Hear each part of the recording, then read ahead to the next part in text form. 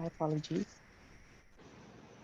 To the coordinator of Ignite4Change, respected panelists, and our respected audience.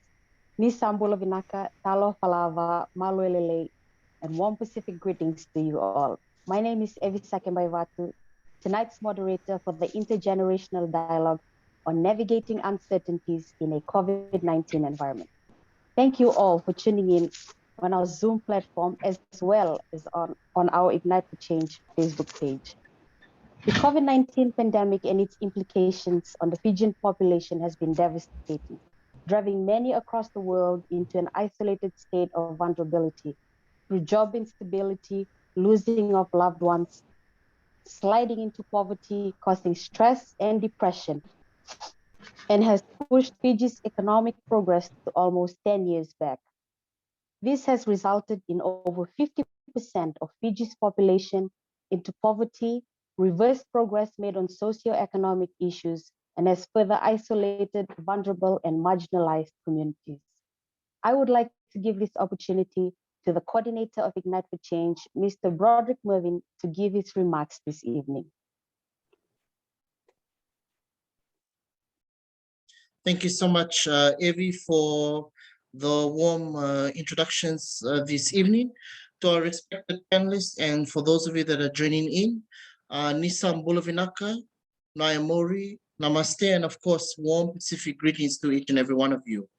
Thank you again for tuning in to tonight's Intergenerational Dialogue, the first of its kind for Ignite4Change on the theme, Navigating Uncertainties in a COVID-19 Environment. Tonight's objective for this intergenerational dialogue are as follows: to unpack the realities and the implications of COVID-19 within vulnerable communities. It's also to generate discussion on the importance of inclusiveness and human rights-based approach for policies during crisis. But at the same time, it's also to foster preparatory intergenerational dialogue within communities for a post-COVID-19 future. The COVID-19 pandemic and its implications on the Fijian population has been devastating, driving many across the world into an isolated state of vulnerability through job instability, losing of loved ones, sliding into poverty, depression, anxiety, but at the same time, pushing our economy back to yet another 10 years. Tourism, as we all know, has contributed nearly 40% towards Fiji's GDP, which employs around 40,000 Fijians and nearly 100,000 indirectly in both the formal and informal sectors. In May of 2020, it was estimated that 150,000 workers were already impacted across the country, with about 40,000 workers in the tourism sector, either on reduced hours, reduced salaries, or rotational shifts. As tough as the crisis has been, the resilience within our Fijian families and communities has come out strong and has not stopped both young and old people from taking concrete actions to support each other during the pandemic as a response and a hope for recovery from the impact. Society as a whole benefits from solidarity among young and old people as we collectively work together towards a transition to an era post-COVID-19. Evidence-based inclusive policies supporting young people during the COVID-19 pandemic, as well as ensuring their meaningful participation in decision-making processes related to the pandemic's response and recovery are essential. In addition, actions to build back better taken by young people themselves needs to be recognized, highlighted, as well as supported. Now, in doing so, Ignite4Change has hosted this intergenerational dialogue as a method of creating a platform that allows people to share their concerns about finding jobs in a worsening market and discuss the ways forward. This forum provides people an opportunity to discuss the socio-economic impacts of the pandemic during this period of their lives when many things are in flux. We also now take this opportunity to acknowledge our respected panelists this evening, Mrs. Bernadette Rounds Nganilau, former Minister, Writer and Broadcaster, Mr. Aquila Savanivalu, UN Human Rights Youth Officer, and of course, a community worker. Mr. Sivendra Michael, a climate change researcher, and of course, Ms. Ruthie Senikula, the youth officer in charge of the Pacific Disabilities Forum. I also would like to take this time to acknowledge you, panelists, on behalf of Ignite4Change for again coming to today's Talanoa session to talk about how we can navigate ourselves in this COVID-19 environment. We encourage people that are tuning in live and those that are going to be joining us on the Zoom platform to please throw in your questions to our respective panelists and also to take heed of the discussions that will be taking place. I also would like to take this time to acknowledge our moderator, Ms. Evisa Kimbaivatu, for taking up the time to be part of this event. And I also wish all the panelists the very best in tonight's important discussion. With those few words, Vinakabakalevu, Danyavat Foyexia, and I do hope that you will enjoy this informative session.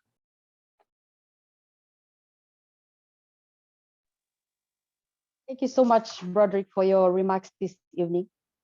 In a few minutes, you will be hearing from our respected panelists that will be discussing today's topic, each bringing in their knowledge and vast years of experience in the field.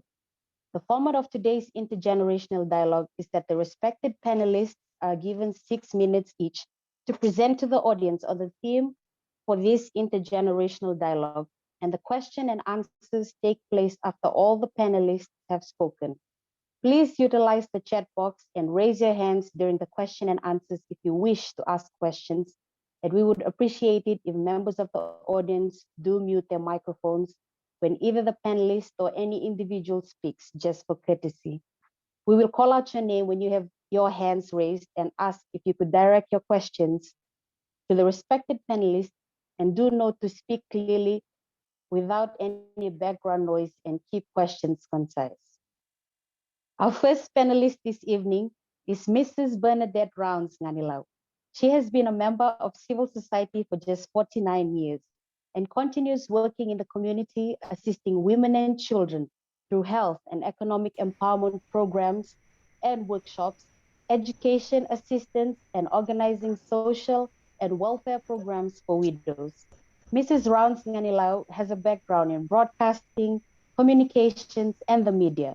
She hosts numerous charitable fundraising events each year and is an advocate for gender and human rights, social justice, and the protection of our environment.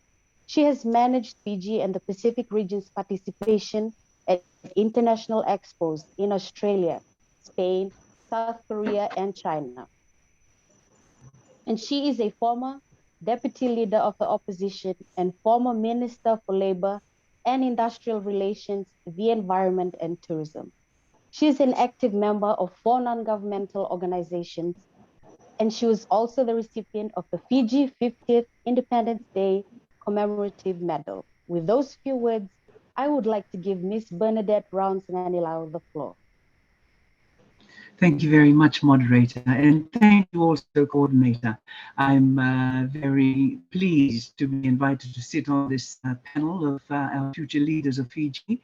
And I hope you don't mind an old voice. Being 70 years old, I think I'm the combined age of the other 3. To our fellow panelists, Nisambula and Namaskar, and beautiful, warm Pacific greetings have already been spent. Going on the top of the issue for tonight, I looked at it and I wondered, where are you hoping to input the conversations that we're having tonight into whose policies? Are you hoping to influence the policies of your own organization, the policies of your local or national government, or policies of international organizations who are wonderful funders to us in times like these? Where does all this conversation go? Is it going to be recorded and just kept? Are we just going to be a talking fest and we leave it at that? Because we want this to be not words, but action. Looking at the CV of all of you, I see how proactive you are out in the community. And despite what has happened or is happening now in Fiji, you are still very active in your positions and in the work that you do. What I would like to see is not to worry about what can we do to influence policies? What can we do in our exchange to do something better for any recommendations to go to a higher body? What you're doing in the community is enough. What civil society is doing is amazing. The young people that have come up and out of the woodwork help themselves, help each other, is just absolutely amazing. And the solidarity, I think there's been a solidarity of Loloma that has emerged out of all of this. I do acknowledge tremendous the tremendous what can I say, irreparable damage that has happened to many families in Fiji, the irreparable to those who are unemployed, to the workplace, or our health system. So much across the board has happened, absolutely thrown us all to the ground. But we've all tried to raise ourselves up to do something. At where I'm sitting, I've had a few health problems, and so I was in hospital during some of this time. I'm so surprised at the response of people who have kindly been kindly been offering food. Can you imagine that I needed? I'm so large that, you know, a generosity has come out of all this disaster, this heartache, everything that has happened. People have taken it upon themselves to change. They're not waiting to see what will happen because we have protocols in place. If we can influence policies that have yet to be devised or to be written, there are policies in place that can deal with anything that is of a disastrous nature in the country. Perhaps not a pandemic such as this, but the various ministries across the board are able to pinpoint certain actions and certain laws in their protocols to be able to help us. But people are taking it on their own back. They're taking it on their own shoulders. I'm so surprised at how, when this all started, we had men approaching us for assistance. Big, surly, strong men. No women. Men. And over the years, I've been a member of the NGO community in welfare, in assisting with food, with education, with health. We've always helped the women because it's through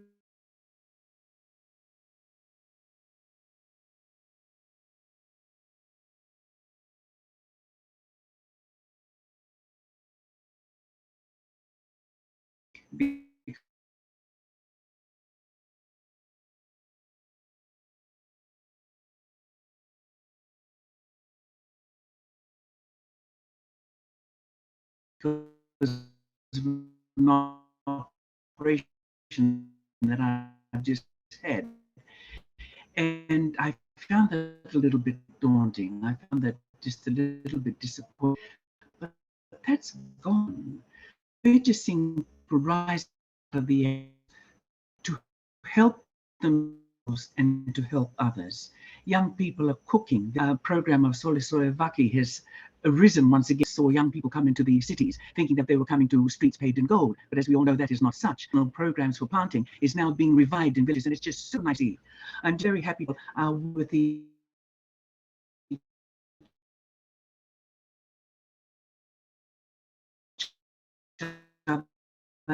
and working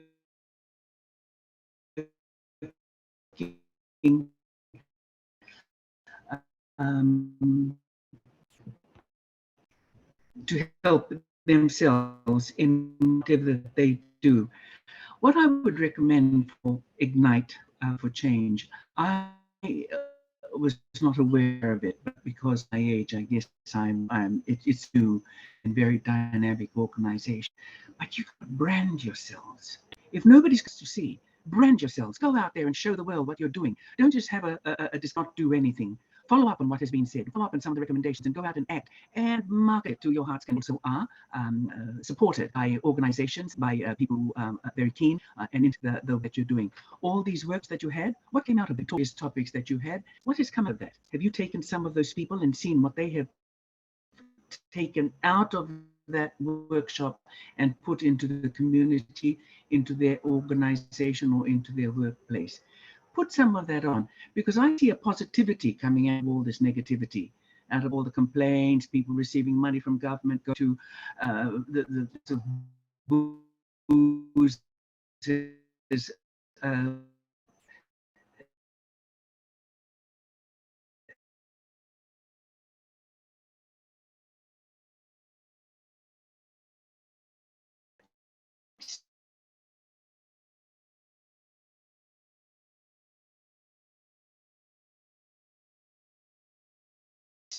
nobody's business except theirs.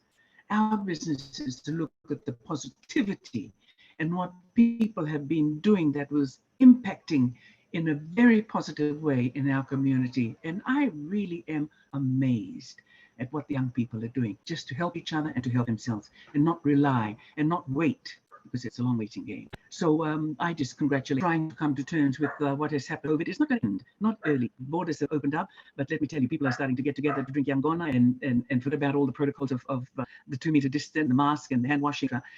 So gingerly, don't say, well, here I am, let's buy. We don't have another influx or a high rate insofar as infected cases of COVID are concerned. But, you know, we've been through hell, and we are slowly getting out of it, and we have done it ourselves. Thank you to all the organizations, to our governments, to international organizations who have given money and kind in their assistance. It's now up to us to formally place our programs out there so that everybody can see that we were able to respond to what has happened to us. Remember, I'm a broadcaster. I tend to just carry on and on. So when I get myself being blocked off, and then I know that it's time to finish. Broderick, do I carry on, moderator? Okay. So I think what we need to do is to continue in the way that we are, because we can't wait around for assistance from the public sector and government. People have been able to garner their assistance from each other, and by growing, baking, cooking, selling, doing it from home, and by helping them each other. Our overseas families have been wonderful. I have never experienced so much charity as I had during this COVID. I'm so used to being part of organizations where we go out and help. But from nowhere, people I don't know will be ringing me up to say, how are you? Are you well? Long lost relatives and friends are just ringing up to say, hello, how are you? Neighbors are dropping in their wonderful fresh vegetables and local fruit and eggs. It's just an amazing round of solidarity. And I call it the Loloma solidarity.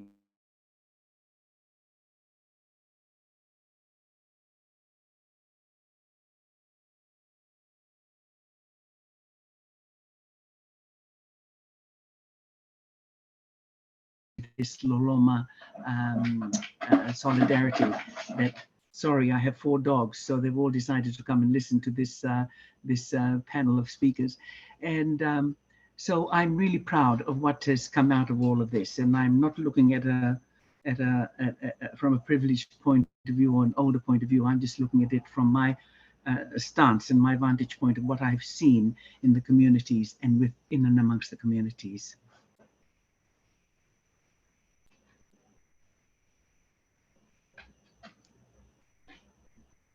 Thank you so much, Mrs. Bernadette Rans-Nganilao, for your insightful remarks this evening. Our next panelist this evening is Mr. Sivendra Michael. Sivendra Michael is an international policy development professional with an experience in conducting economic analysis, analytical research, and quantitative modeling.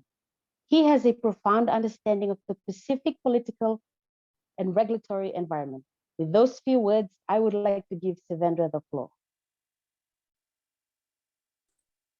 Thank you, moderator and fellow panelists, and to the coordinator of Ignite4Change for this opportunity. If you cannot hear me quite clearly, I can turn off the video. Okay, you can hear me? Okay.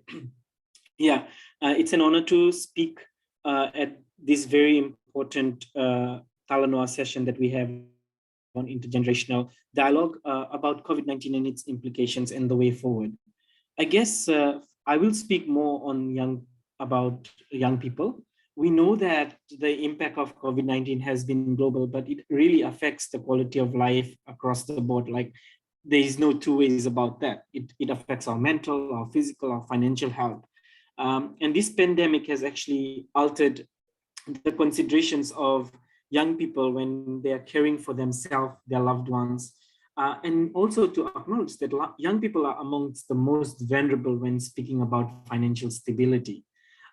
Just in the introductory remarks, Broderick had mentioned about the number of unemployment rates in Fiji. But let's put it to the perspective of young people. According to the 2020 World Youth Report released last month by UNESCO, unemployment among the world accounts for 1.2 billion young people. That is far higher than the adults. COVID-19 has actually worsened our outlook for job prospects.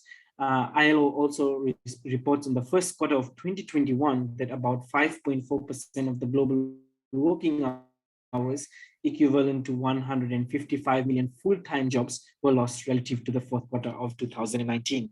So why do I have to tell you that? It's just to try and help you contextualize that there's actually no playbook on how we best respond to the rapid evolving concerns about the virus. But I think we need to be more cautious about overreacting as many people have done. And so this brings me to the important point that I know that young people are frustrated. And as Ms. Ganilao has just mentioned, it's more about the policies and the inclusiveness in like making these policies. And where do youth organizations take this forward? How are they involved? How can they drive actions?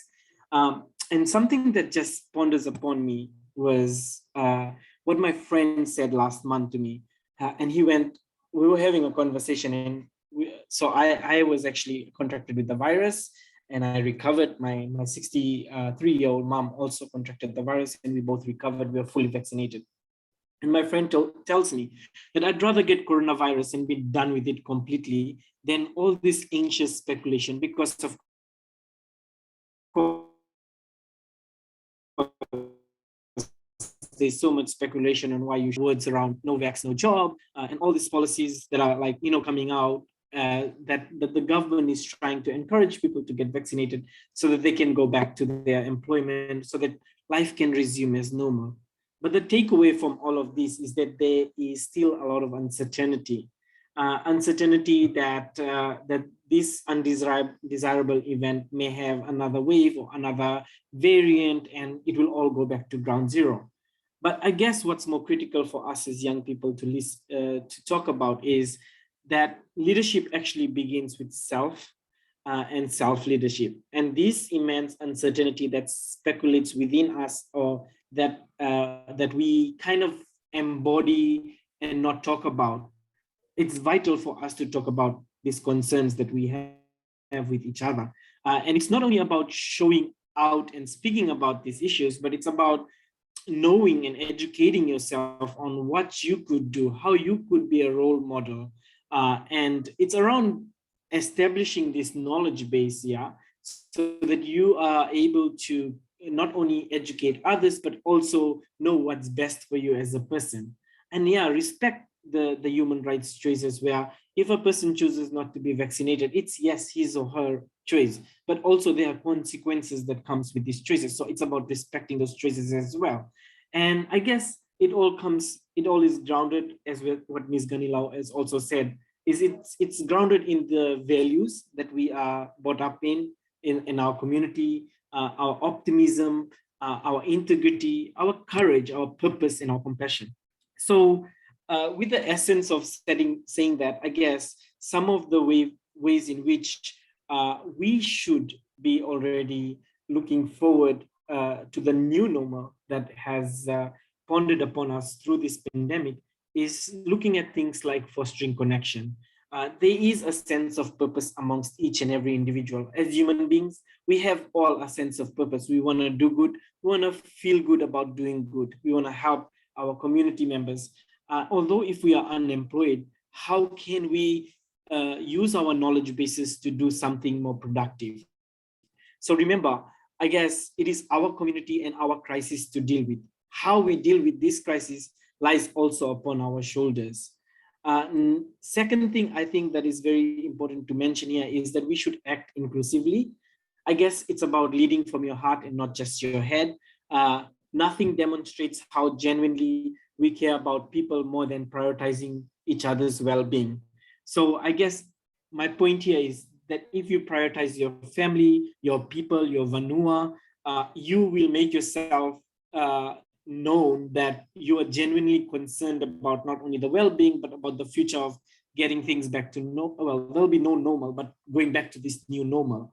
So making yourself visible and connecting with unscripted, unauthentic kind of ways, with your vanua. We have this whole analogy in our Itoke tradition about Baka Vanua, about Sole Sole Vaki. These are all grounded, cultural, traditional practices that is unearthing in our communities. And we see how, even people are like using their pocket tidings that they used to give to the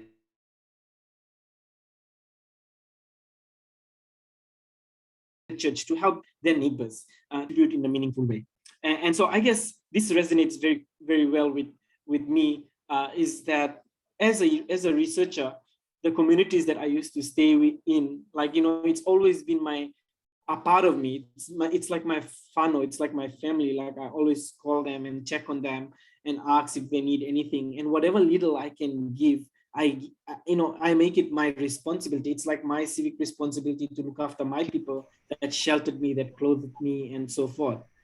And there's always this last element that I want to talk about is the risk of over-communication, which actually, happens in the social media space quite openly.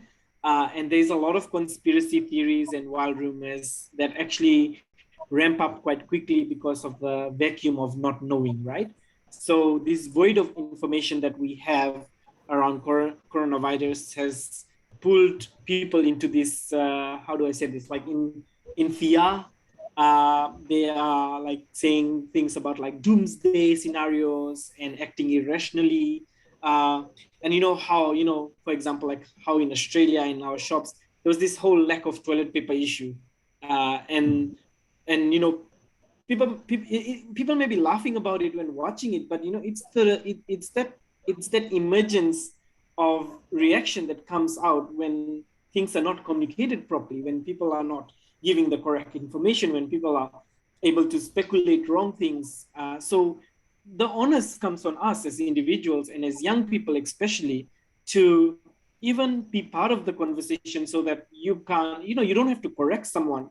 That is their right to believe, but you can also offer your understanding that you don't think so, that is right. You should see trusted sources. You should look at the WHO site. Whatever the speculation is, whatever the issue is, social media is a space where you could correct this, correct the unknowns, yeah, because there are many unknowns which you contribute towards. And I guess for me as a young person, like I would like to urge my government counterparts and respective CSOs to generate discussion on the importance of inclusiveness and human rights approach for policies, the way in which they're developed. I see this as a central matter for policy making in the region.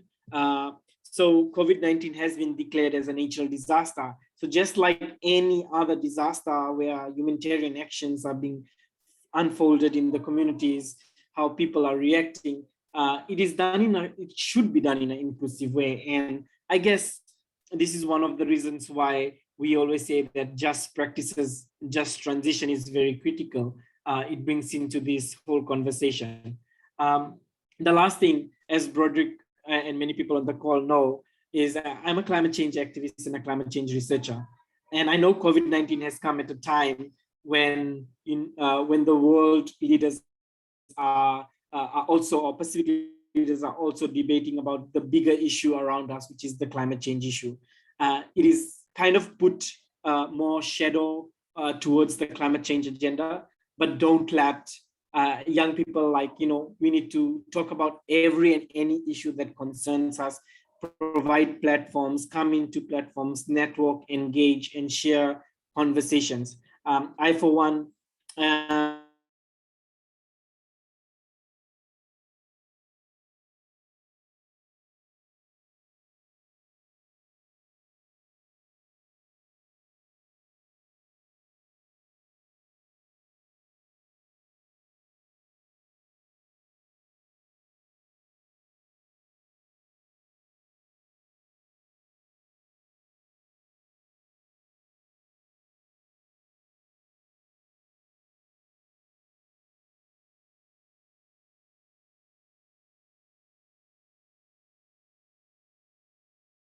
it's a climate justice issue as well. So please do come and join us for that event as well. Yeah. Thank you so much, and thank you, organizers, for this opportunity. Thank you so much, Sivendra, for your presentation this evening. Our third panelist this evening is Ms. Ruthie Senikula. Ruthie is a program officer at the Pacific Disability Forum. Her themes include youth with disabilities and indigenous people. She is also a team leader on a COVID-19 project funded by the World Health Organization. Ruthie advocates for the rights of persons with disabilities towards inclusion, equal participation, and representation in decision-making spaces. With those few words, I would like to give Ruthie the floor.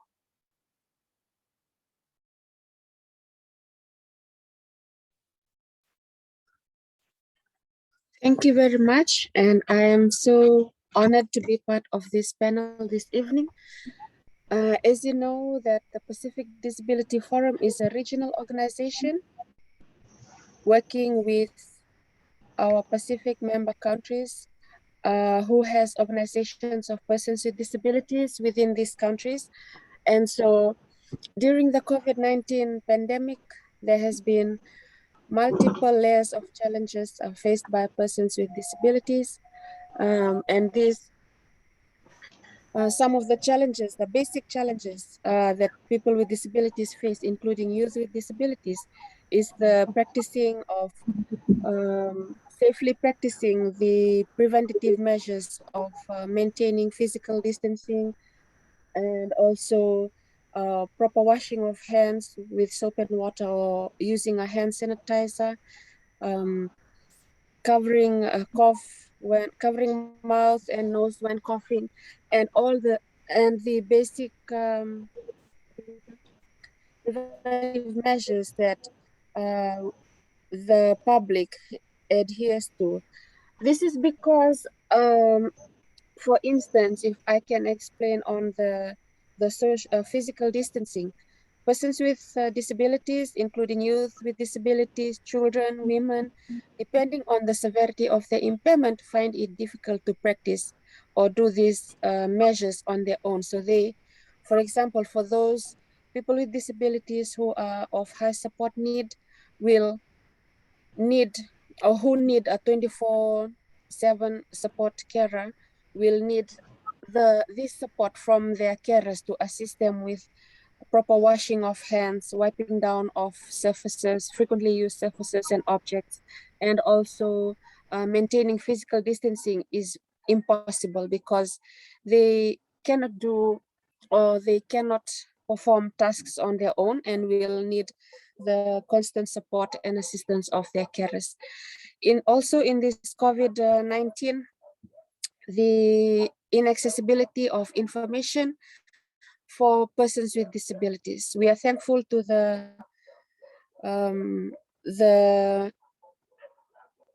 television companies here in Fiji that allow for the availability of support services for the deaf, that they are able to follow useful information in the news, as well as the press conferences on the media. So this is an example of a support service that is needed by persons with disabilities. And also, sometimes that we have ads that are in the TV or also in the news even, and they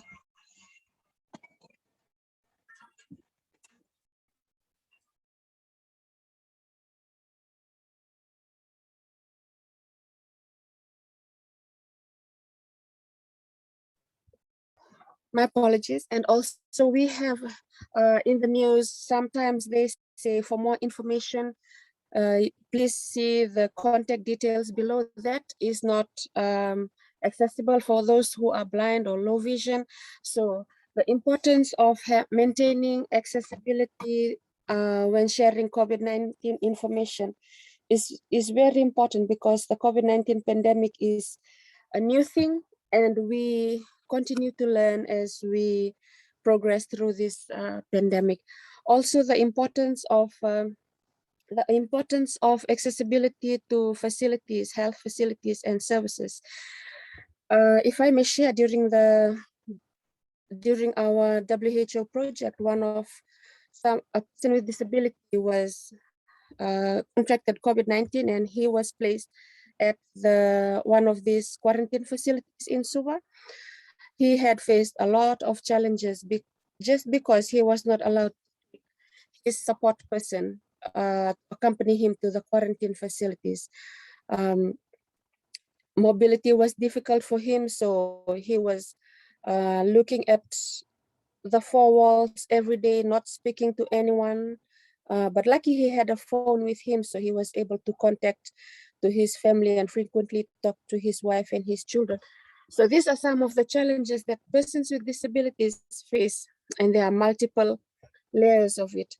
Another challenge that people with disabilities face during this pandemic is also the social protection and the need for vaccination. We can understand as human rights defenders, we can only encourage, but we cannot force. So it's the choice of the individual.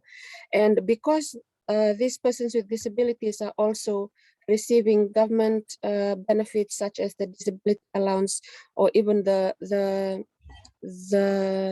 food vouchers that they use to support them with their monthly needs.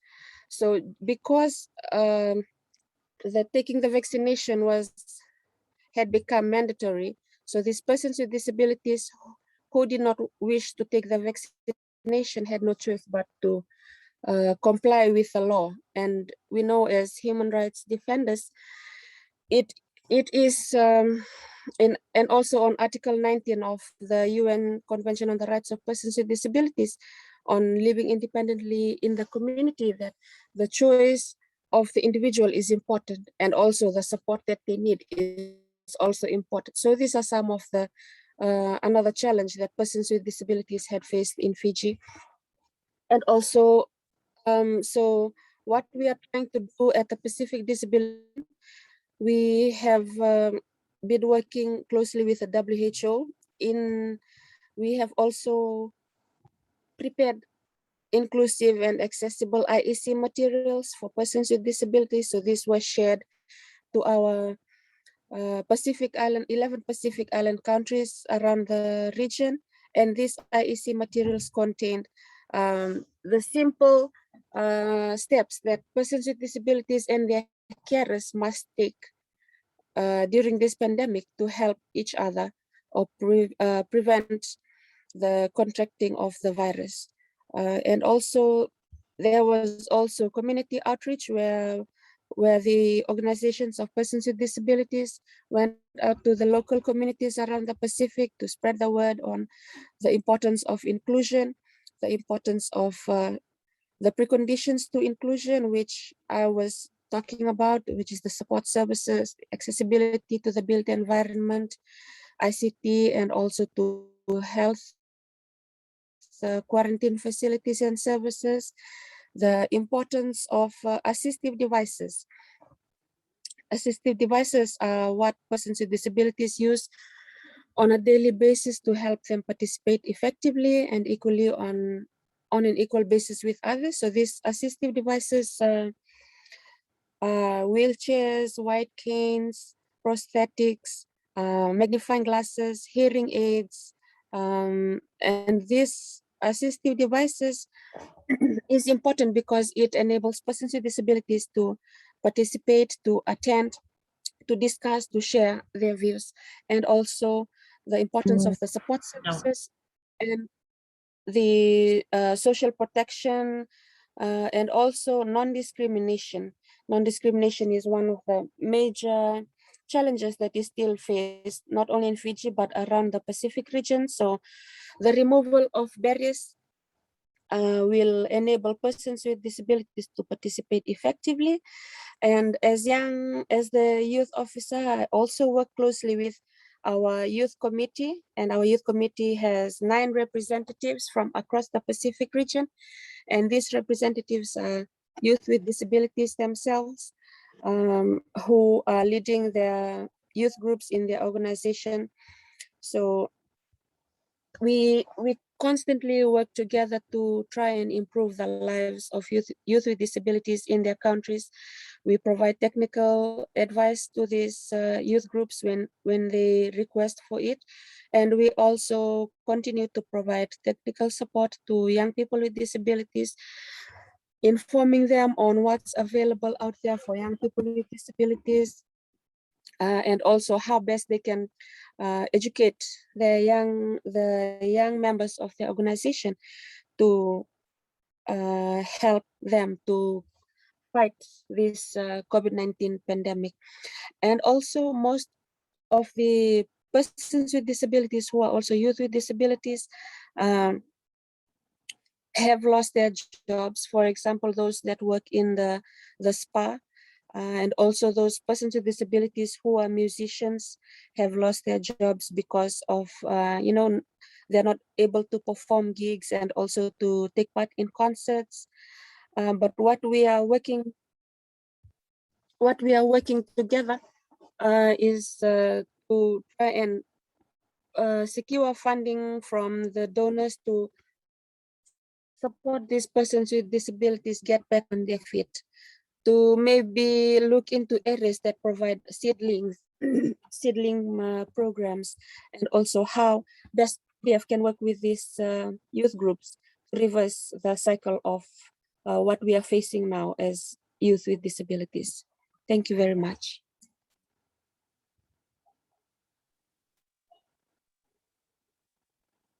Thank you so much, Rudy, for your presentation this evening.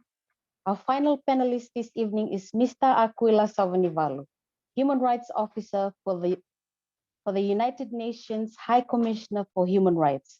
Before joining the UN OHCHR office, he was a monitoring and evaluation associate for the Resilience and Sustainable Development team and senior outreach coordinator for the Rights, Cohesion, and Human Rights Reach project at the UNDP office from 2017 to 2019.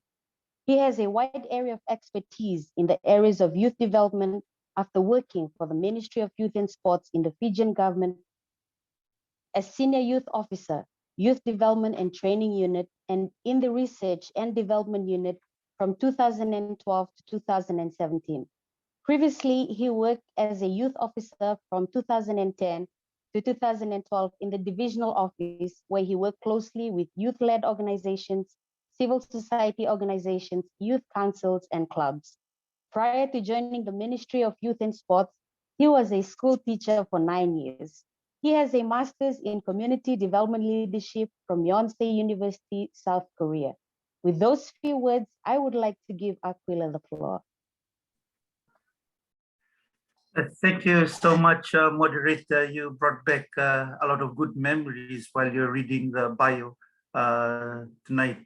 Tonight, before I go into a deep dive into the human rights-based approach, I thought while the other panelists were sharing their thoughts, that they have covered this element very well. I thought of the story of the 3 bears, where the 3 bears and the porridge. The first 2 bears ate all the porridge, and the third one did not have any porridge to eat. I felt like the 3rd bear tonight. I guess because the rest of the panelists have really discussed well on the elements of human rights-based approach in their various capacity, working in their different organization, and also individually in the community. Well, on behalf of the regional representative for OHHR, which is a mouthful, the UN Human Rights Office in the Pacific, Ms. Heike Alefsen, I would like to express my sincere appreciation to the Ignite4Change team for their invitation in this intergenerational dialogue, where we have the theme to discuss the navigating uncertainties in the COVID-19 environment. This is not the first time that the world has gone into uncertainty. One of the uncertain period greatly known to us was the Second World War. This saw the birth of the Universal Declaration of Human Rights, which is now the cornerstone of international human rights mechanism, treaty body work, and the work of the Universal Periodic Review that is really happening in the Human Rights Council in Geneva and also in New York. I would like to encourage you all this afternoon, those who are tuning in, especially youth, for you to read the Universal Declaration on Human Rights, because it became a humanitarian highest aspirations. But if you look deeper into the UDHR, Article 1 specifically mentioned, and I quote, all human beings are born free and equal in dignity and rights. They are endowed with reasons and conscience and should act towards one another in the spirit of brotherhood. And this was really shared very well, even from Mrs. Nganlau as the first speaker, and it moved on until Ruthie on the spirit of brotherhood as we look out for each other during this crisis. The human rights of youth therefore refer to the full enjoyment of fundamental rights and freedom by young people. Promoting this right means addressing specific challenges, barriers they face. Young people sometimes face discrimination and obstacles to the enjoyment of their rights, with virtues of their age limiting their potential. More specifically, during these uncertain times of COVID-19 pandemic, we should really try to understand what really is the meaning of that uncertain times during COVID-19. In a human rights-based approach, COVID-19 has directly and indirectly threatened the full and effective enjoyment of the range of human rights on youth throughout the world, including the right to life, right to water and sanitation, as mentioned by Ruthie in a very powerful statement, and also Michael, and also the right to food, which was also mentioned by the rest of the panelists, right to health, right to housing, the right to education, the right to self-determination, right to culture and development. So these are the rights that, I could say were affected dramatically during the COVID-19 situation. We were thankful that OHHR, together with the UNFPA here in the Pacific and also around the world, did surveys with regards to the impact of COVID-19 in the Pacific. But then OHHR also helped, together with ILO, did a global survey on the impacts of COVID-19 on youths. A survey on impact of COVID-19 that OHHR participated had found that about a quarter of young people felt the misinformation around the pandemic was in fact limited their rights and access to information. So basic needs were in issue 2, according to the survey. For a fifth of youth, especially the ones out of work, Their right to housing was being challenged, and they struggled to make ends meet. And this was also, again, was well articulated by Michael in his presentation before.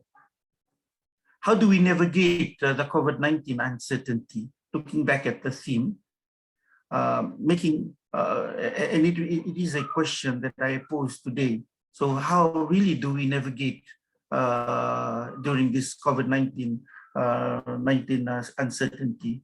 Well, from a human rights-based approach, I thought that making human rights the core of the COVID-19 response will really help us understand more, just like, as I mentioned, the World War II, where equality and equity was something that was needed in those days. It is now also a need during the COVID-19 situation. And I think it is also that the golden thread that they can meet through the different issues around community issues around the COVID-19 situation. Well, for me this afternoon, I would like to relay to how can we navigate the COVID-19 uncertainty, referring back to the United Nations Secretary General, SG's call to action, whereby he referred to human rights as the center for COVID-19 response.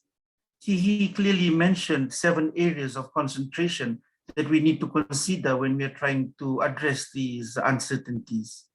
1, rights at the core of SDG goal, looking at the 2030 agenda, the focus on the need and experience of young people, people living with disability, as already articulated by Ruthie, minority groups, indigenous community, refugees, migrant, women, and people living in vulnerable situation. You know, people are not vulnerable, but it is the situation that they live in which makes them vulnerable. The second part to the call was rights in time of crisis.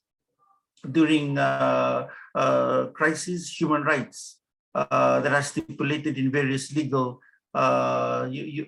you can claim for your human rights that are stipulated in various legal framework, such as the Constitution, which really embeds the different freedom, such as the freedom of expression, the freedom of association, a freedom to health, freedom to food, to the right to health, the right to food, and the right to water, as I mentioned, is also embedded in international treaty and convention and convent. The third part was the call to action on the gender equality, equity and equality, the rights to women during this pandemic time. The fourth is public participation in civic space. This is the reason why I really love this event this afternoon, because it's really bringing us together to have this space, the civic space, the public space, and for us to participate. One of the principles of human rights is participation, inclusiveness. This is the reason why I really admire this event this afternoon.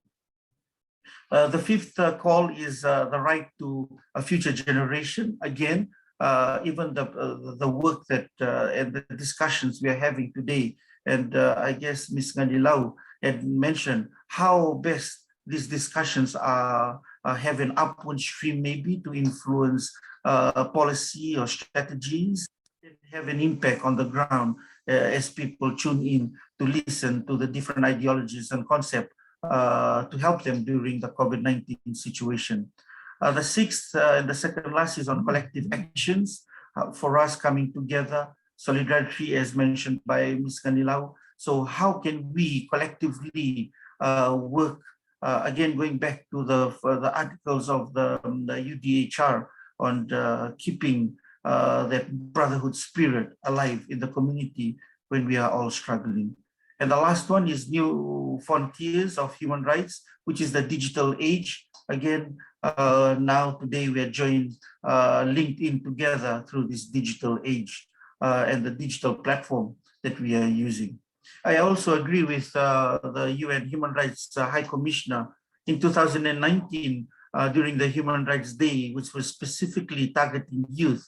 She said in a statement that it cannot, and of course, be left to young people alone to tackle the climate emergency, or indeed the many other human rights crises that are currently causing stimulus turbulence in so many countries across the world.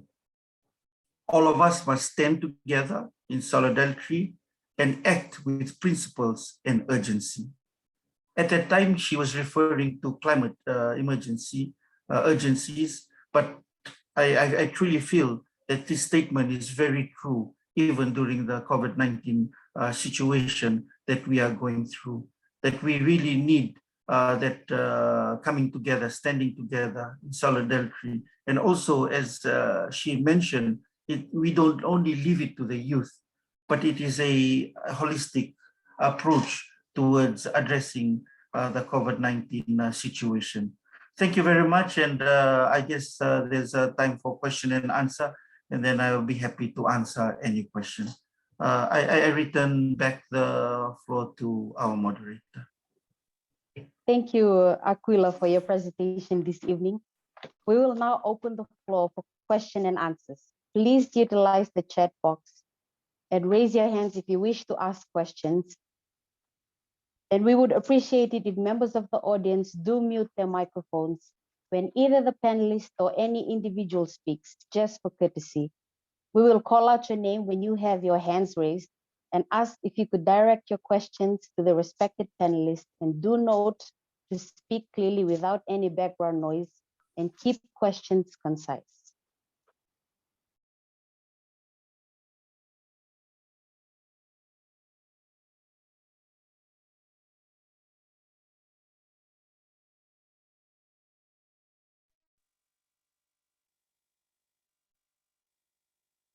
I believe we have a question on our Zoom platform. This question is directed to Mrs. Nganilau and Rudy. I hope you can hear me. How are people thinking about their future in short, medium, and long term, in particular youths?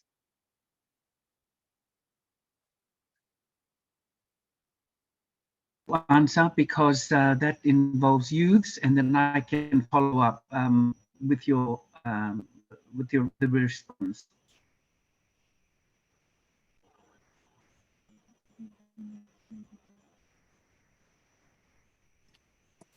Ruth, because the question was good. That's okay. Sorry, thank you for the question to the moderator. For persons with disabilities, youth with disabilities, for our target group, at the organization of persons with disabilities who are looking after these persons with disabilities. For example, in Fiji, we have 5 organizations of persons with disabilities, and that is the United Blind Persons of Fiji, the Fiji Association of the Deaf, the Spinal Injuries Association, the Psychiatric Survivors Association, and they all fall under the umbrella body of the Fiji Disabled People's Federation. So in terms of the livelihood of youth with disabilities and persons with disabilities, the Organization of Persons with Disabilities is continues to work closely with their members in providing them support in areas that they need. For example, the OPDs, as we call them in short, are also working with the Fiji, with the donors, for example, the Fiji Women's Fund, to provide opportunities, project opportunities that would assist persons with disabilities. The OPDs are also working with their members to providing them seedlings rather than waiting for or relying for assistance and support from the government. The OPDs are also working with their members to find out solutions that will help these persons with disabilities start to get back on track with the way that they do things, for instead of mostly relying on the purchasing of food items. Due to being unemployed, they are being supported with programs for seedling programs that will help them to be able to plant their own food, to be able to provide for themselves and also their immediate family members. And also we continue to have, for example, for the Spinal Injuries Association, the organization continues to receive Fijian and there are other donor partners in overseas that these supplies may be due to the unemployment of their members, due to the lack of income that they receive. The organization continues to work with them to provide them with the necessary medical supplies that they need, that which they cannot purchase on their own, or which may be expensive to purchase here in our pharmacies around the country. And also we have secured through PDF, we have secured funding for with the MFET Department of New Zealand, the Ministry of Foreign Affairs and Trade New Zealand, for 1 year, a sum of 648,000 Fijian dollars, and this will be utilized by the OPs here in Fiji. They will be providing food hampers, $70 worth food hampers for, and also they will be also providing PPE kits persons with disabilities who are members of these organizations. Excuse me. They also have a component for food ration for persons with disabilities who are living on the streets, or including persons with disabilities who live by themselves, for example, those that live in the hut. A component of this project is also for the Fiji Association of the Deaf to be able to continue to provide sign language during media conference, and also during the news at the various television companies. This will ensure that the deaf are receiving the equal information that the others that we are hearing. Yeah? They will be able to understand and also to comprehend the importance of keeping or maintaining health practices during this COVID-19. And we also have a component in this project goes out to the United Baptists of Fiji that enables the organization to provide accessible information for their members who are blind. For example, they might do I forgot the word, but they might do a test to see the availability of information on the different government websites. Is it available? Can it be read by blind and visually impaired people? So this is what PDF is currently doing with our organizations in Fiji. Thank you. Thank you, Ruthie. Moderator, insofar as we're concerned from our side, it's very hard. We, as NGOs and the 4 organizations I belong to, we continuously fundraise because we're helping women and children in the community. But you can't do that now. There's no money, there's no extra money around. So we're using whatever funds that we've had for the past year or the past year and a half. Personally, we like to support, my daughter and I like to support small businesses and caterers, etc., because it's something for them. Although we do grow our own vegetables, we also support vegetable farmers, although we've been very lucky to receive some from our neighbors. On the IWA, on the NGO platform, I belong to the International Women's Association, and our president, Judy Campaign, has very kindly been able to distribute cloth nappies. Now, that might sound like a very old-fashioned thing to do, but it's environmentally friendly. And it's something that you can just recycle all the time instead of throwing away the diapers that are so very commonly sold and is totally unfriendly for the environment.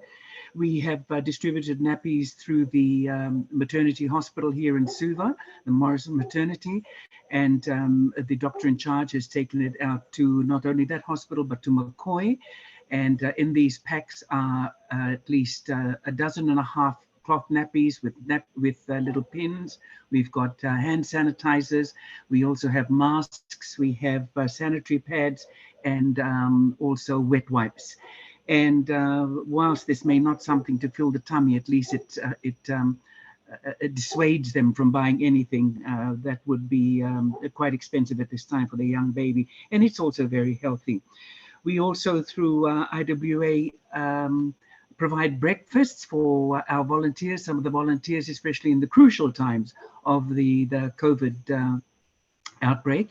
And these were young volunteers who really were not provided with breakfast.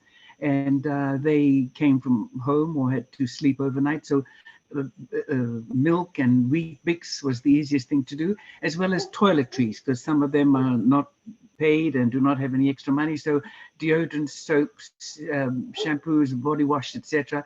Are also provided.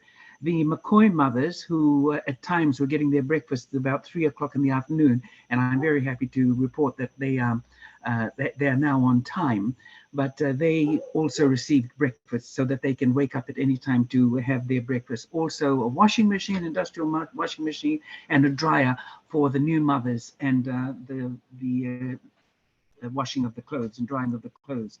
From the Fiji China Friendship Association, which I am also the Secretary General, the PPEs, personal protection equipment, that we received from our friends and our branches in China have been distributed widely. And these include medication, also masks, thousands of masks, and vitamin tablets and sensors, the little temperature sensors, and sanitizer and gloves.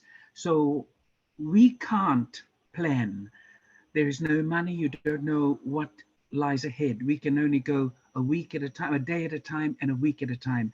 So at this moment, I can't see people forecasting a longer period past 2 or 3 months. We can only do that in the capacity that we are insofar as funding, etc., is concerned. But hopefully in a few weeks, when we do know the status of travel, of boundary closures, boundary opening, etc., we'll be able to be a little bit more visionary in our forecast. But at this moment, there's really not much money around, and you can't be asking for something that people don't have. Thank you.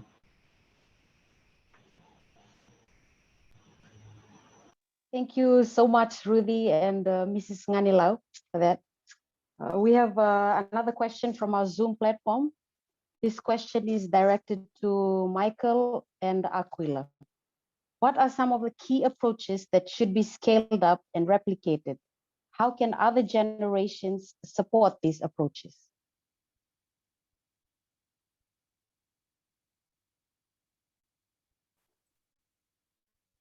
Thank you for the question. So what are some of your question is, what are some of the key things that needs to be scaled up? And what are the recommendations for the future, right? Yes. Okay, I'll just be very brief so Aquila can also add on to this. I guess some of the things that needs to be scaled up is the importance of fostering relationship and the enhancement or greater recognition of our traditional and cultural values that has been embedded in our communal system. This needs to be recognized bottom up quite adversely, like, significantly. Like, we know that how Butterfoot trade, how principles of tradition and culture of Solosolovaci has really shown our resilience towards COVID-19.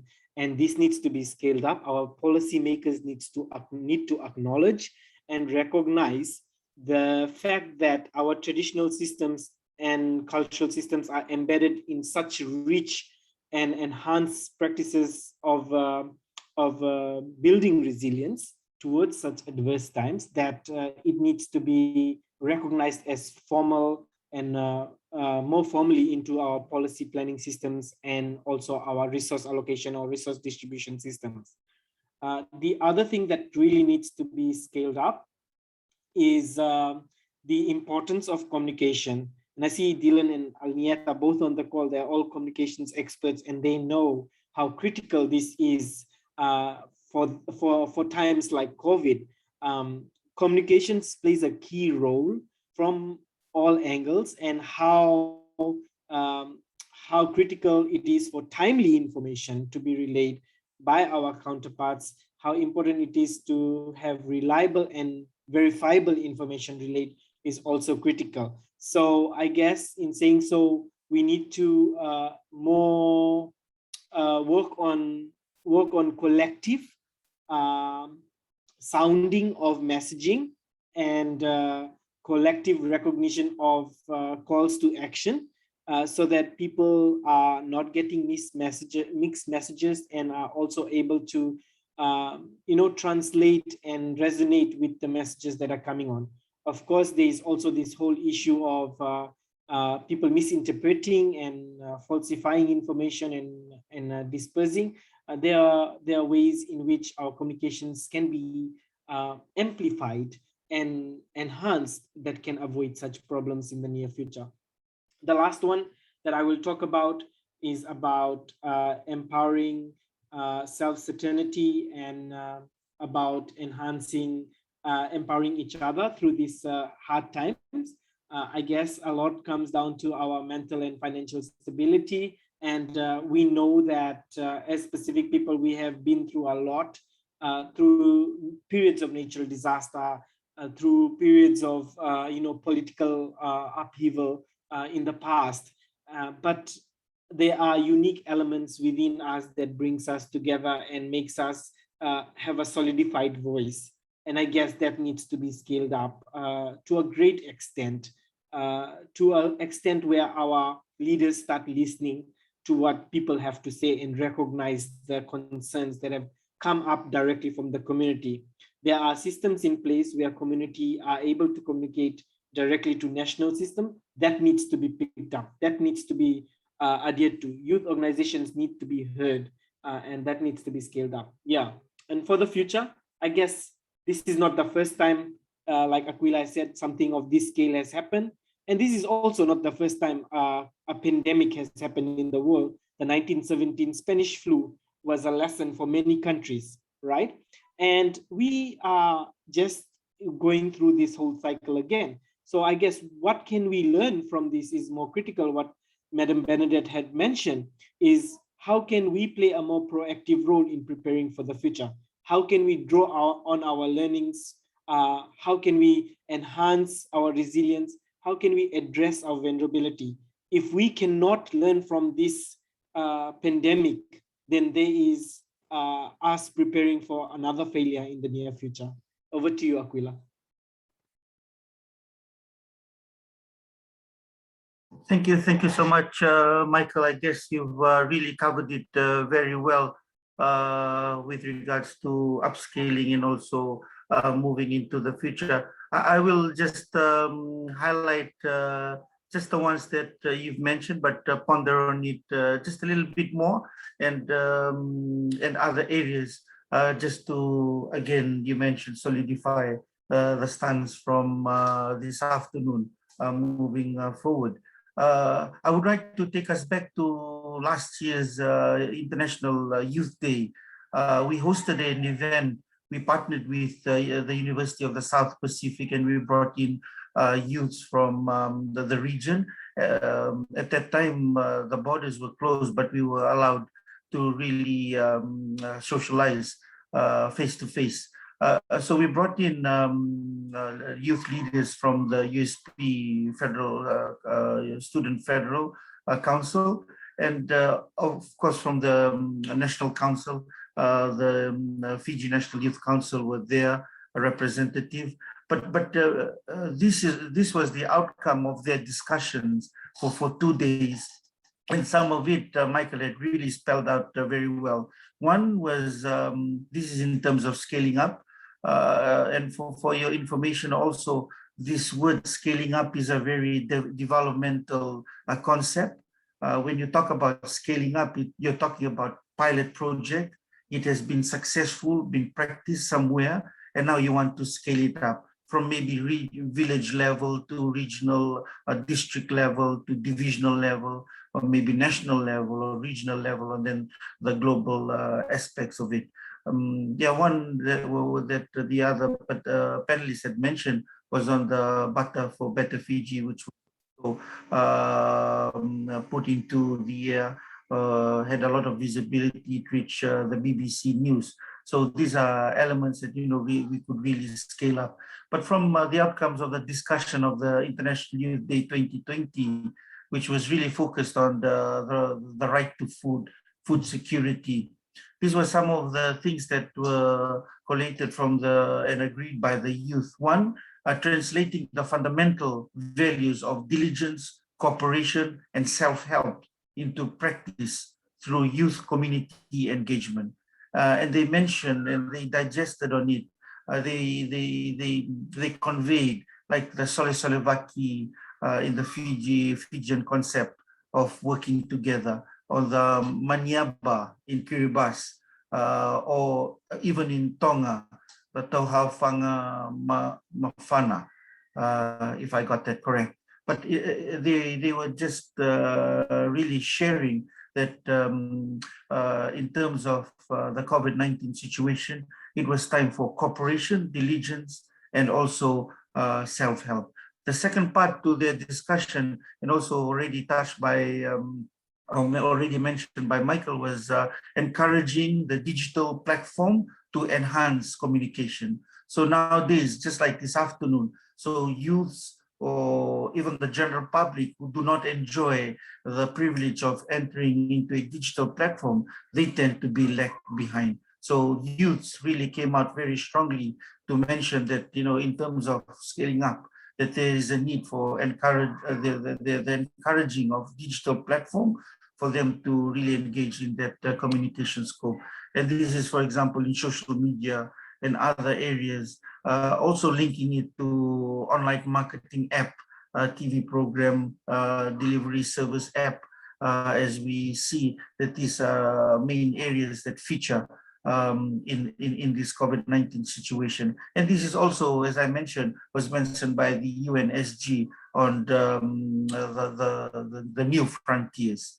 On the third aspect, youth agreed that localized business thinking and the application through establishment of young entrepreneurs for employment creation. We've heard about the different employment being affected. So how can we build back better, which was a human rights theme, Human Rights Day theme last year. So, looking at that in terms of localizing, utilizing local products and services, the barter system, and of course, how we could help each other through collective donation, is really mentioned well by Mrs. Nganlau this afternoon. The other aspect, the second last aspect, there were 5 outcome areas that they wanted to see that it goes into policies. The revitalization of traditional, local, and ecological knowledge into farming practices, preservation of food that are environmentally friendly and sustainable. Michael is an expert in this, and he had also mentioned that. Just a pure example is, the sun-dried fish, where, we away from using refrigeration, but, going back to the traditional knowledge. And the last one, they also thought that something that was very important for us to also pick up during this COVID-19 situation was cross-cutting strategies that can support the sustainable solution for Pacific youth. One which came out very well through their discussions was research and innovation, we really need to have continuous research, because COVID-19 situation is evolving and revolving around us. So we really need to do a lot of research to understand the thermometer better as we move forward with the COVID-19 situation. And the second part to the cross-cutting issues that they have also identified was policies, how we could have environment during the COVID-19 situation. And the second one was on partnership. How could they, youth groups, partner with development agencies such as the UN or other agency, the regional organization? How could they best partner to solve the situation? I think I'll stop there and I'll give it back to the moderator today. But, Thank you so much, Sivendra and Aquila. Madam Bernadette, do you want to add on to that? Yes, no, well, actually, I just wanted to just go to an earlier statement by Mr. Michael when he talked about leadership and being role models. It's something that we also have to take on ourselves as individuals. And in looking at one of the points brought up by a young Dylan Carver on the chat space, that we also have to revise. While you talk about research, it's all very well, but we also have to be very critical in our thinking process when it comes to education and research, because as Dylan referred to, we have to reform our education system and not repeat the rote learning that we're having at the moment. And I think that you're very right, Mr. Michael, that this vacuum of not knowing is very dangerous. It then becomes part of the problem and not a solution. So we have to be just a little bit more aware of what we see, what we hear, what we read, and critically assess on whether it's fake news or not, but just assess what the outcome of it would be if you carried that message on, or if it's true, or what is the truth in it. And I think that all is something that you can do personally before you go out and do your great saving of humankind. Thank you, moderator.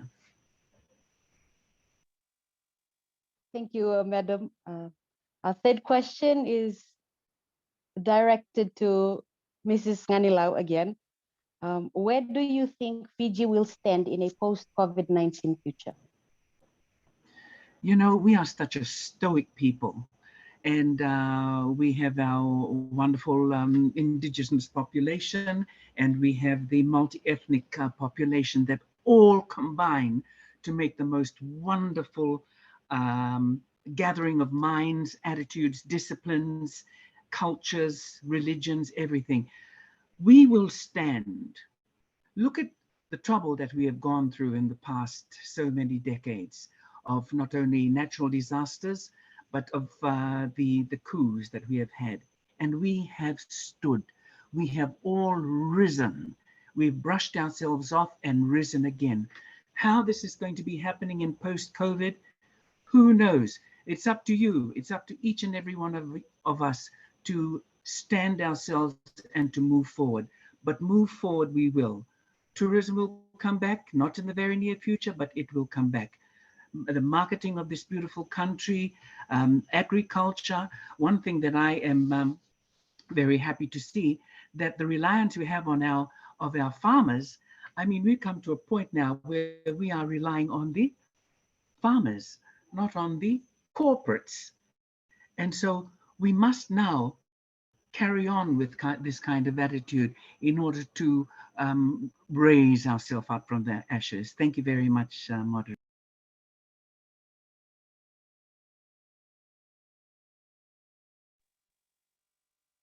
Thank you, Madam Nganilau. I believe we have another question on our Zoom platform. This is directed to all the panelists. Thoughts on the younger generation can overcome the cultural muting that is embedded in our culture, where the older generation are to talk and discuss, and the younger generation should just listen and do what they are told. What are your thoughts on this?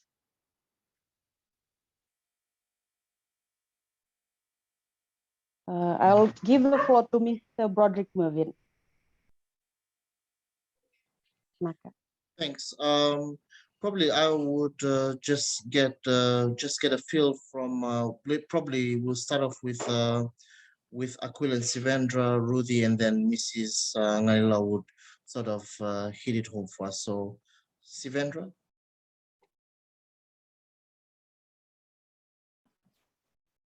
Sorry, moderator, my internet keeps dropping. So I would, can you please repeat the question?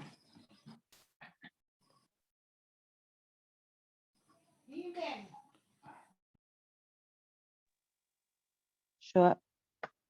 Just bear with me. What are your thoughts on how the younger generation can overcome the cultural muting that is embedded in our culture, where the older generation are to talk and discuss, and the younger generation should just listen and do what they're told? Thank you, moderator. I guess there are ways in which we can address, there's many ways in which we can address this kind of sensitive question. For me, personally, I would prefer to respect the way in which things are done, but also navigate around that space in a culturally sensitive way. So having said that, in my experience as a researcher, for example, when there are elders speaking about issues and younger people are muted and are silenced to contribute to the discussion, there are ways in which we could drive the discussions amongst ourselves and raise it through the respective channels in the community to our leaders. I guess we also must recognize that things are changing in this kind of setting, with younger people being more, going through the formal education system and finding or breaking that kind of barriers to silence. They are more using social media, I guess, to try and amplify their concerns, but also I guess they are also penetrating or not penetrating is not the right word, but engaging more meaningfully in their community through their leaders, through their youth reps and so forth. And I have come across, to be honest, very, very chiefly communities like Vunda, VCC, and a few others in Ra, where I have been part of the discussion, research discussions that is led and held by young people and the leaders of the community, which is opened by the Turangania Busa and then handed over to the young people. So things are changing gradually with the recognition of young people's role in the community, also recognition of that how the cultural system does not allow young people to speak up, but on the side there is this whole notion of respect and also valuing our traditional systems, but navigating around these spaces so that we are not being used in a tokenistic manner, but rather engaging in a very meaningful way. And I guess it would be more interesting to listen to someone like Aquila and Mrs. Rounds that on how they have actually engaged in these spaces as well, and in their thoughts on the system. But as a young person, I can leave you with these thoughts that being silenced is not the way forward. Speaking about these issues or issues that concern us as young people among informal spaces, and also spaces, formal spaces is a avenue that has been created. When you are presented with an opportunity, step up, grab those opportunities, make yourself heard, make sure that the voices of your communities are represented in your messaging as well. So yeah, that's it from me. I pass it over to Aquila.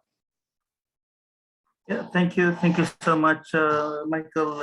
And I do agree with Michael, and just sharing a bit on the human rights-based approach is very clear that participation and inclusiveness is key to human rights.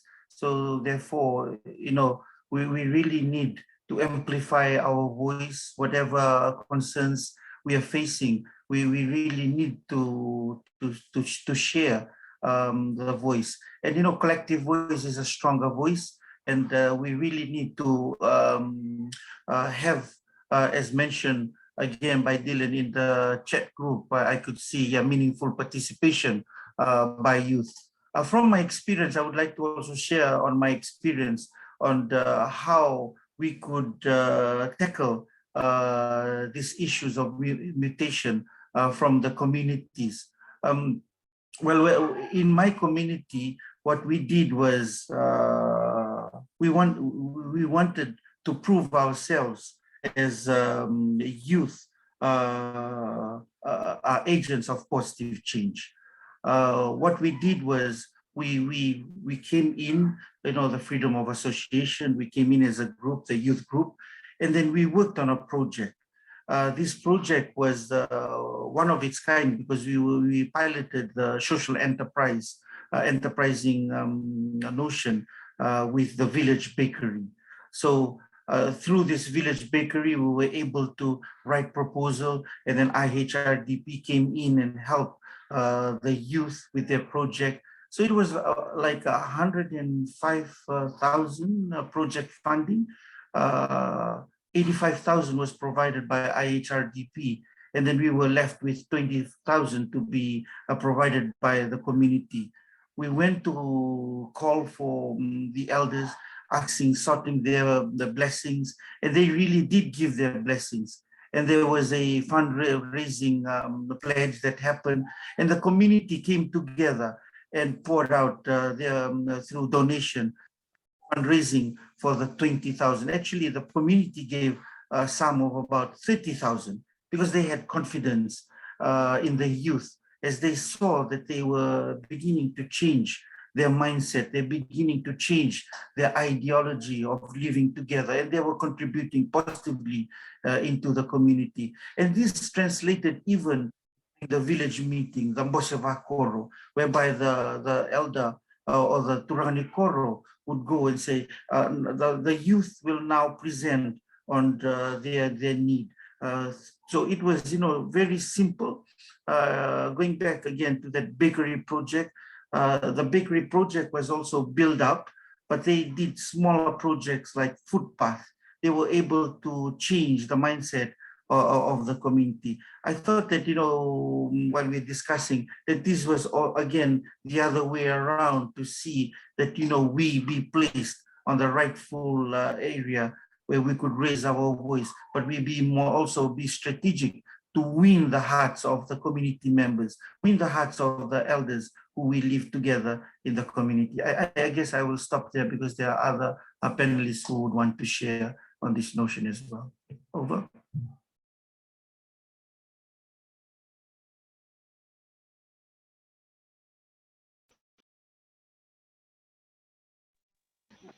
My apologies. I believe Rudy is having some technical difficulties.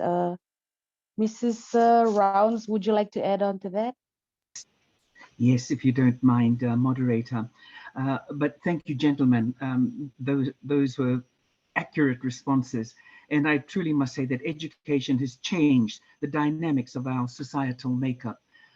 When we talk about having to speak with elders or speak under our elders or speak over the elders in a cultural surround, in a cultural environment, this needs to be, because that is how it has always been.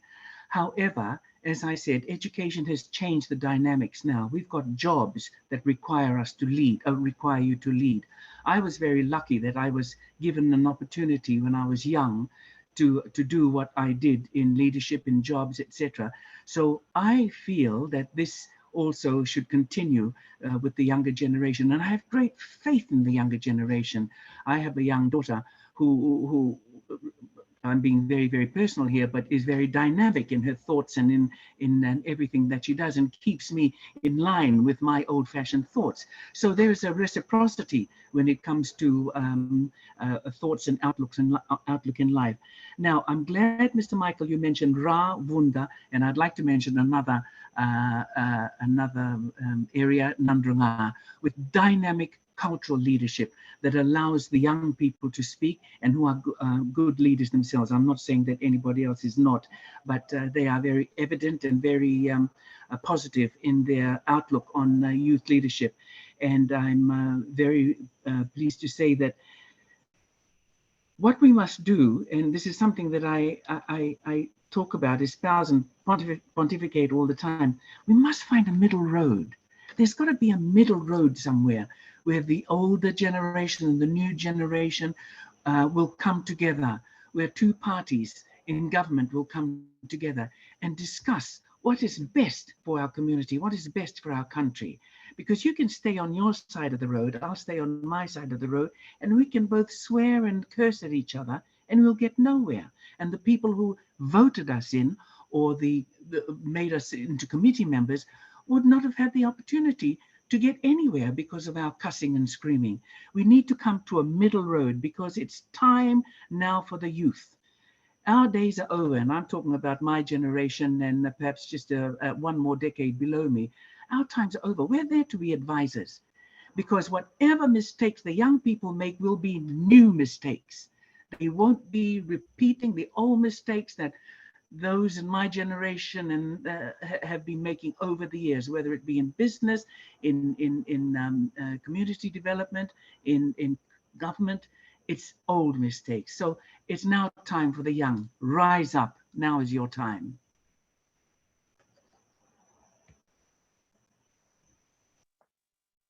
Thank you so much, Madam Bernadette. Before we conclude, to all the panelists, what are your final thoughts for those watching on Zoom or on our Ignite for Change Facebook page? We will start with Aquila, then we'll have Sivendra, and finally, Mrs. Nganila Orao. Very quickly, moderator, today, Pacific people, Fijian people, we are well renowned that we are resilient people. So with the COVID-19 situation that is happening, we will overcome. I think I will stop there and I'll hand over to the rest of the panelists. Over. I will also be very short, and I guess Madam Nganila has already mentioned this. Capitalize on your strengths. We are people, very resilient people in the Pacific. We've gone through a lot together. Grab those opportunities, stand strong, and remember, collective people power will hold our leaders accountable. So push. Thank you very much. I loved listening to our fellow panelists. Thank you, moderator, and thank you, coordinator. Keep doing the work that you're doing, Ignite for Change, because the awareness raising needs to be out there. You need to put your footprint even bigger and larger and wider on Facebook or any other media platform that you can get hold of. But thank you for this opportunity. I will learn more and follow Ignite for Change more. And I just have to say one thing: together we can. Thank you very much.